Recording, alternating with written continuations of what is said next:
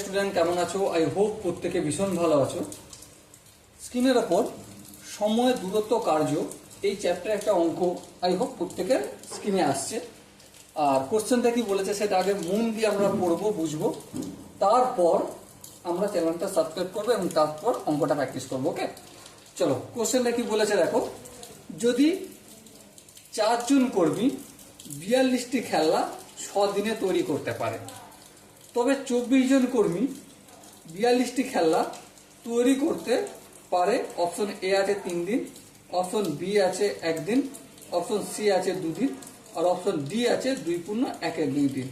বেশ, কোশ্চেনটা কি ছিল যে 4 জন কর্মী, 4 জন কর্মী, হ্যাঁ, কটা খেলা তৈরি করছে? 42টা খেলা তৈরি করছে। সময় কতদিন লাগছে? 6 দিন সময় লাগছে, তাই না? আচ্ছা, একজন কর্মী যদি কাজটা করে ওই 42টা খেলা যদি তৈরি করে, তাহলে সময় বেশি লাগবে না কম লাগবে? অবভিয়াসলি বেশি লাগবে। তাহলে এটা কি হয়ে যাবে? 6 গুণ 4 গুণ বেশি সময় লাগবে। বেশ, বোঝা গেল।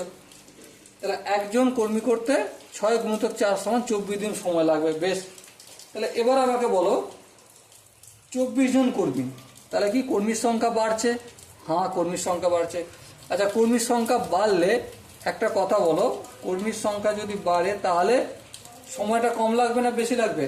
অবভিয়াসলি কম লাগবে। একজনে কতজন লাগছিল? 6 × 4, আর এখানে ডিভাইড হয়ে যাবে সেই জন্য।